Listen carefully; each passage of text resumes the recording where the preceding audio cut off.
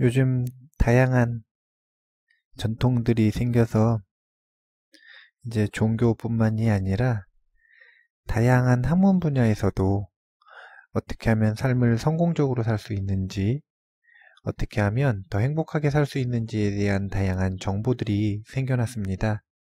그런데 그런 여러 가지 정보들 중에 공통적으로 말하는 요소가 하나가 있는데, 그것이 무엇이냐면 삶을 성공적으로 바꾸고 싶다면 생각하는 것, 그리고 마음에 품은 것을 바꿔야 된다는 내용입니다. 저도 개인적으로 스님의 사랑 수업이라고 하는 내용을 정리를 할 때 마음에 품은 것은 반드시 현실화가 된다라고 하는 내용을 적은 적이 있는데요. 그 책 내용을 읽고 나서 한 학생이 저한테 묻더라고요. 자기는 시험 준비를 하는데 희망이 있답니다. 그게 뭐냐면 시험에 붙고 싶은 거죠. 그런데 그런 희망을 품고 있는데 왜 자기는 시험에 떨어지는가? 라는 질문을 저에게 했어요. 그래서 저는 그 친구한테 해준 이야기가 뭐냐면, 희망하는 대로 되는 게 아니라 행동하는 대로 된다. 이렇게 이야기했습니다. 이 두 가지가 무슨 차이가 있는가? 이게 이제 굉장히 중요한 비밀인 거죠. 마음에 품었다라고 하는 거는요, 우리가 부처님 전에 가서 또는 교회 가가지고 또는 누군가한테 자신의 희망을 이야기할 때 밖으로 말하는 그 소원, 희망을 이야기하는 게 아닙니다. 마음에 품었다라고 하는 건 그렇게 누군가에게 말할 때 하는 말이 아니라 평소에 얼마나 오랫동안 자신의 마음에 품고 있는 생각이냐 이거예요. 마음에 오랫동안 품고 있는 생각은 반드시 현실, 행동에 영향을 미치게 되어 있고요. 그렇기 때문에 생각하고 희망하는 게 아니라 행하게 되는 거죠. 예를 들자면 이런 겁니다. 시험 준비를 하는 대부분의 학생들은 분명히 어떤 희망을 가지고 있냐면 시험에 합격하기를 희망하고 있습니다. 그런데 희망에 어울리지 않게, 그러니까 합격하지 못할 것이라고 하는 의심도 동시에 품고 있죠. 그러면 합격할 것이다라는 희망 또는 붙지 못하면 어떨까라는 의심과 두려움, 이 두 가지의 시속 게임에서 무슨 마음을 더 오랫동안 품고 있고 강하게 품고 있는가, 이것에 따라 행동이 달라진다라는 거예요. 마음에 품고 있는 것이 현실화되는 건 다른 것 때문이 아니라 사람은 반드시 오랫동안 품고 있고 강하게 품고 있는 그 생각을 현실에 행동으로 옮기기 때문이라는 거예요. 시험 공부를 하는데 자기가 붙을 거라는 확신이 있어요. 그러면 붙지 못할 거라는 의심이 없어요. 생각이 많을까요, 적을까요? 생각이 적겠죠. 왜냐면 두려움이 없으니까 어떻냐면 공부하는데 온전히 집중을 할 수 있습니다. 이게 바로 마음에 품은 대로, 즉 희망하는 시험 합격에 걸맞는 행동이 나오는 거예요. 반대로 누군가 사람들이 물을 때마다 분명히 시험에 합격하기를 희망한다라고 말을 하면서 부처님 전에 가거나 교회에 가거나 했을 때 소원 말하라고 하면 분명히 시험에 합격하게 해달라고 말을 하면서 평소에 의심이 많은 거예요. 자기 자신에 대한 두려움이 많은 겁니다. 떨어지면 어떡할까? 떨어지면 어떡할까? 그러면 마음이 어지럽고 불안하잖아요. 그런 불안한 마음 속에는 항상 정말 다양한 생각들이 올라오게 되어 있어요. 이렇게 생각이 많고 복잡하면 우리는 공부하는데 당연히 집중할 수가 없죠. 그럼 어떻게 되냐면 시험 합격에 어울리는 아주 밀도 있는 집중으로 열심히 공부하는 그런 행위가 아니라 어떤 행위를 하게 되냐면 오랫동안 책상에 앉아 있지만 딴 생각, 무슨 생각이냐면 이 두려움에서 벗어나기 위해 회피하는 잡생각이나 아니면 두려움에 빠져서 하는 미래에 대한 다양한 걱정과 근심들, 여기에 빠져서 사실은 책상에 앉아 있지만 공부하는 게 아닌 게 되는 거죠. 이런 행위를 하게 된다는 거예요. 여기서의 핵심은 뭐냐면 마음에 품은 대로 된다라고 하는 건 희망하는 대로 되는 게 아니라 행하는 대로 된다라는 거예요. 그리고 그 원리라고 하는 건 희망하는 게 중요한 게 아니라 우리는 마음에 품고 있는 오랜 생각들, 많이 품고 있는 생각들, 강하게 품고 있는 생각들을 현실의 행동으로 옮기게 되어 있다. 이것이 중요한 원리입니다. 그리고 그렇게 행동해야 현실화가 된다는 거죠. 부처님께서 말씀하신 여러 가지 경전 중에 화엄경이라고 하는 경전에 보면 제가 제일 좋아하는 구절이 있어요. 그 구절의 내용을 보면 우리의 마음이라고 하는 것은 화가와 같다 이렇게 얘기합니다. 그리고 화가와 같은데 무엇이든 그릴 수 있는 화가래요. 그래서 이 우주 전체를 그려내는 것이 바로 우리의 마음이다 라고 하는 그런 구절입니다. 일체 유심조라고 하는 말도 화엄경에서 나오는 말이죠. 모든 것들은 이 마음이라고 하는 화가가 그려낸 경험일 뿐입니다. 그런데 우리가 흔히 하는 착각이 바로 그것인 거죠. 그렇다면 희망하는 대로 되겠구나 이렇게 생각하는 거죠. 그런데 누군가는 이것이 전부가 아님을 알아서 그것보다 더 나아간, 더 발전된 이게 뭐냐면 오랫동안 품은 생각을 행동으로 옮기고 그렇게 해서 그 실천을 통해 현실화하는 이 과정에 대한 본능적인 이해 또는 논리적인 배움 이런 것들이 있어서 정말로 현실을 본인이 원하는 대로 긍정적으로 바꾸어 나가는 경험들을 하는 경우가 있고요. 그렇지 않고 그냥 너무 단순하게 정말 이제 유아적인 생각인데, 유아틱한 생각인데, 뭐, 예를 들면 내가 슈퍼맨이 되고 싶으면 슈퍼맨이 되겠지라든지, 내가 부자가 되고 싶은 생각이 많으면 내가 부자가 되고 싶다라고 간절히 생각하면 그럼 부자가 되겠지라든지, 이런 식의 아주 유아틱한 생각을 가지고 있으면 일체유심조라는 말을 믿지도 못하고 경험하지도 못하고 거짓말이라고 생각을 하기 시작하는 거죠. 그럴 수 있겠죠.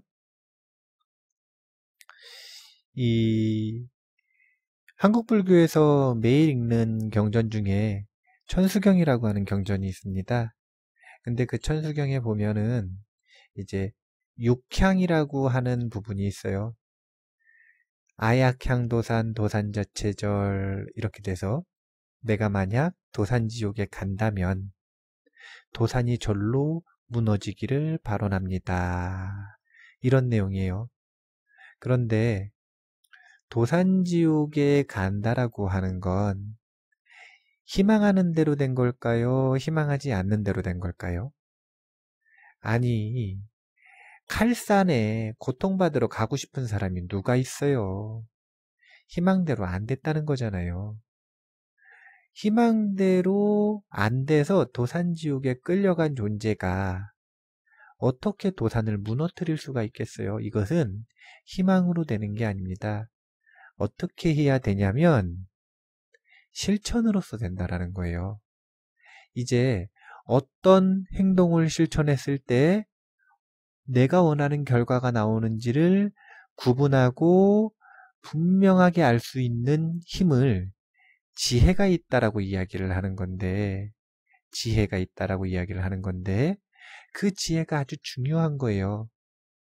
우리가 원하는 것들을 현실화하는 데 있어서 아주 중요한 요소라는 거죠.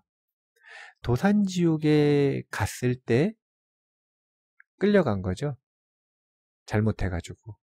그 고통스러운 도산지옥에 끌려갔을 때 또는 아직 죽지 않았는데 삶 속에서 정말로 온몸을 칼로 베는 듯한 마음을 칼로 베는 듯한 그런 고통스러운 상황에 빠졌을 때 그 상황을 타개하고 싶다면 그 상황이 없어졌으면 좋겠다라고 희망하는 것은 당연하고 그것에서 한 발 더 나아가 그 생각을 오래 품고 그 생각에 대해서 사유하고 올바른 방법에 대해서 지혜롭게 찾아나가는 과정을 통해서 그 희망을 이루기 위한 올바른 행동을 실천하는 과정이 반드시 필요하다는 겁니다. 예를 들면은 천수경 속에서는 도산지옥을 무너뜨리기 위한 올바른 행동이라고 하는 건 뭐냐면요. 천수경을 독송하는 거예요. 왜냐하면 다른 것 때문이 아니라 자기가 이 도산지옥이라고 하는 상황을 극복하고 그것을 무너뜨리지 못한 상황이라면, 그런 힘이 없다면, 요즘 말로 하면 그런 돈이 없다면 누구에게 의지해야 되냐면 힘 있는 이, 돈 있는 이, 그리고 나를 도와줄 수 있는 이에게 의지해야 됩니다. 그러면 도산지옥에 끌려갈 만한 나를 누가 도와줄 것인가? 나를 도와주고 싶은 사람은 많이 있어요. 이제 불교적으로는 그런 존재들을 불보살이라고 합니다. 특히 천수경을 공부하시는 분들은 관세음보살에게 의지하고 있죠. 그렇다면 관세음보살에게 부탁을 해야 되는데 관세음보살에게 부탁하는 방법이 뭐냐 이거예요. 그 최소한의 기준이라고 하는 건 두 가지라는 겁니다. 첫 번째는 관세음보살은 보리심이라고 하는 마음을 일으킨 보살들을 돕기 때문에 이제 보리심이 어떤 마음인지는 입보살행론 강의를 참고하시든지 아니면 입보살행론을 읽어보시면 됩니다. 그런데 그 보리심이라고 하는 마음을 일으킨 보살인 존재들을 우선적으로 도울 권리가 있어요. 관세음보살에게는. 그리고 두 번째는 그렇게 보리심을 일으키고 보리심을 완성시키는 것뿐만이 아니라 이것이 장기적인 의무라면 현실적이고 지금 당장 할 수 있는 의무라고 하는 건 10가지 안 좋은 행동, 그걸 이제 10악이라 그러는데 살생부터 시작해서 다양한 이 10지옥에 떨어지는 원인이라고 하는 그런 죄악들이 있습니다. 그 행위들을 하지 않는 거예요. 그리고 만약에 그런 행위를 자기도 모르게 해버렸다. 또는 과거에 해서 이미 죄책감에 사로잡혀 있다. 그럼 뭘 해야 되냐면 그 죄업, 그 불안한 마음을 씻어내는 참회 수행을 해야 되는 겁니다. 보리심을 완성하기 위해 보리심을 일으키고 보리심을 실천하는 과정이 잘 적혀져 있는 관세음보살님하고 관련된 경전이 무엇인가? 천수경이에요. 마찬가지로 시박참회라고 하는 이 일상수행을 할 수 있는 경전이 무엇인가? 천수경이에요. 그러니까 우리가 도산지옥 같은 삶의 고통들이 생기거나 또는 죽어서, 정말로 죽어서 도산지옥에 떨어졌을 때 그 도산이 저절로 무너지고 내가 누군가로부터 구원을 받고 싶다면 그러면 당연히 대가를 치러야 될 거 아니에요. 그 대가라고 하는 건 다른 게 아니라 지혜 있는 행동입니다. 이 지혜 있는 행동이 원인이 돼서 그런 결과를 불러오는 거죠. 희망대로 되는 게 아니라 행하는 대로 된다는 거예요. 행하는 대로 된다.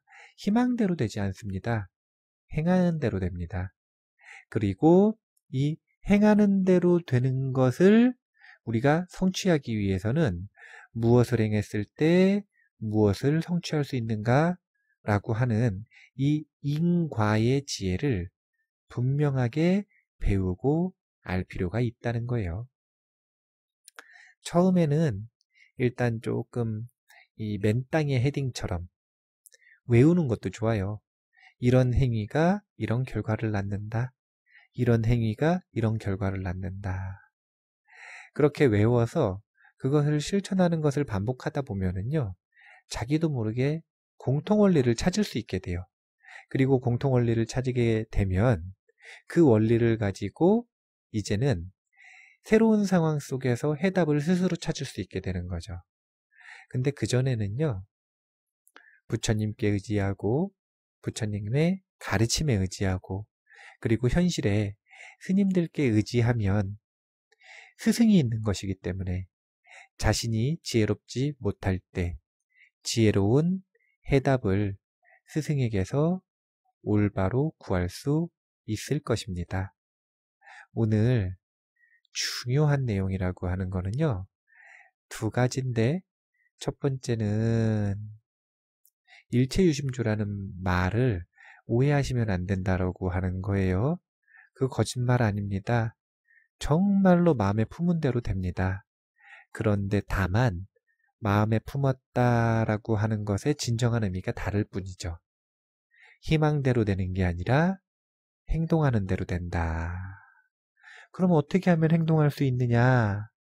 그 희망이 강렬해지고 그 희망이 반대되는 의심과의 시속게임을 이기고 오랫동안 품게 되면 그 생각이 자연스럽게 행동에 묻어서 실천하게 된다는 거예요. 이게 첫 번째 중요한 내용이고요. 두 번째 중요한 내용은 그렇게 올바로 실천할 때 어떤 생각을 품느냐가 중요한 거예요. 그게 뭐냐면 지혜로운 생각을 해야 지혜로운 희망을 품어야 자기가 원하는 결과를 불러올 수 있는 올바른 원인이 되는 행동을 선택할 수가 있다는 거예요. 시험에 붙으려면 당연히 공부를 열심히 해야겠죠. 그리고 공부를 열심히 하는 것뿐만이 아니라 올바로 해야겠죠. 올바로. 밀도 있게. 아주 집중력 있게. 그러려면 다른 것이 필요한 게 아니라 지혜가 필요하다는 겁니다. 원인과 결과를 분명하게 가닥쳐서 구분해서 현실로 만들 수 있는 그런 인과의 지혜가 반드시 필요하고 그 지혜를 자력으로 얻기 전까지는 스승이라고 하는 존재에게 의지할 필요가 분명히 있다는 점, 이것을 잘 기억을 해 두셨다가 이 오디오 법문을 들으시는 많은 법우님들이 정말로 자신의 현실을 조금이라도 더 가치 있고 의미 있게 열반으로 나아갈 수 있게 바꾸셨으면 좋겠습니다. 사막도의 고통에서 벗어나서 열반의 즐거움으로 나아가시기를 바라겠습니다. 희망대로 되지 않습니다. 행동하는 대로 됩니다. 힘내세요.